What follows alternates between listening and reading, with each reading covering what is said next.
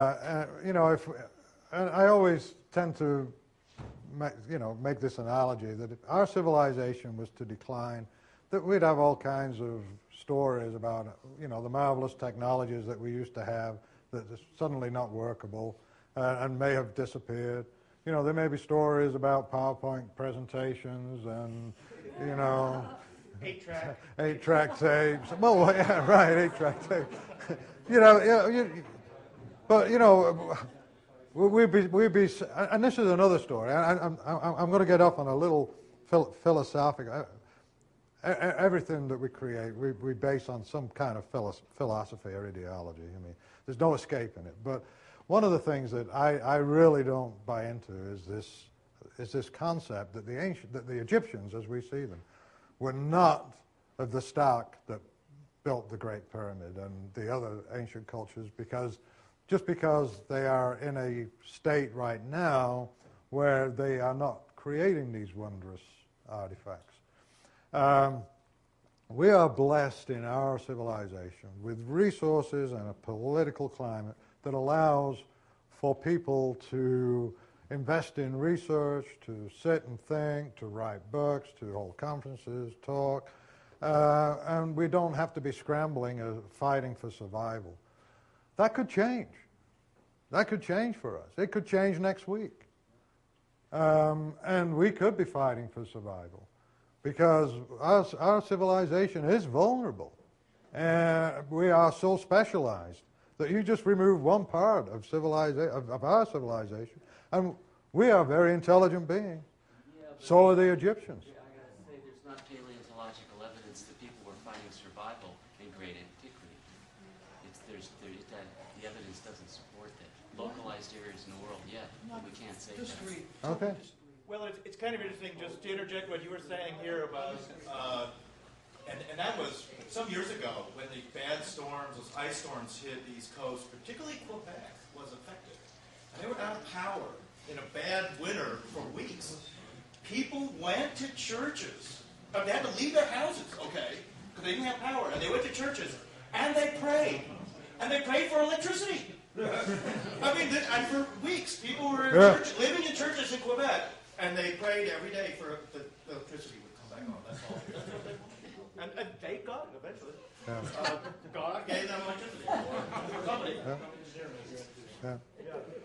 Well, and to your point, I would say that if a cataclysm would happen, and a large section of our civilization was wiped out, I would be surprised if there weren't some survivors, and if indeed they were fighting for survival.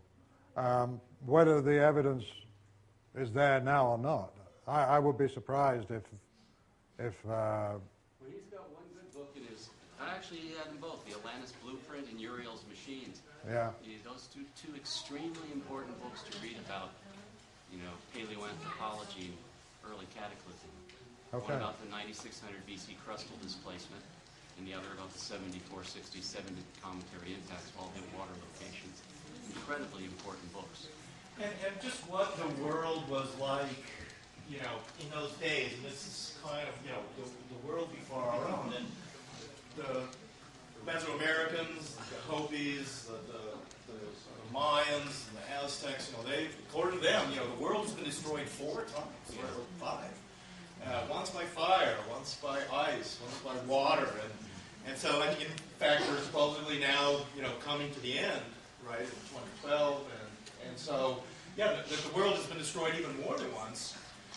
But what that world was like, and I think this is the part that makes Chris's work so important, because he does it in a very engineered, precise, technological way, but it's hard for us to imagine, was the world before ours set that? Was it some consumer society like we live in today?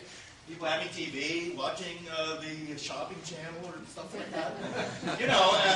No, it doesn't seem like it was like that. But on the other hand, did they have technical devices? Did they have satellites? Were they going to the moon? Things like that. Were they building giant pyramids and raising, huge obelisks and things like that? Things that we can't even do today? Well, apparently they were. But I often say that too, that the society of the past, and I think a lot of Edgar Casey kind of stuff, which I tend to believe in, which I thought, it's hard to find real evidence for that.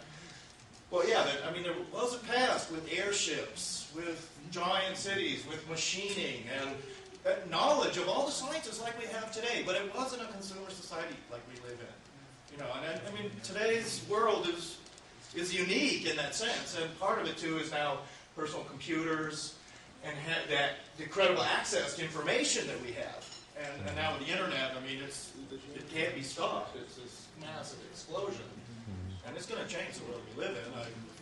It already has. Great, thank you. That is it. This is going to be around here tomorrow. Autographed copies of his books are available right here at the bookstore. Other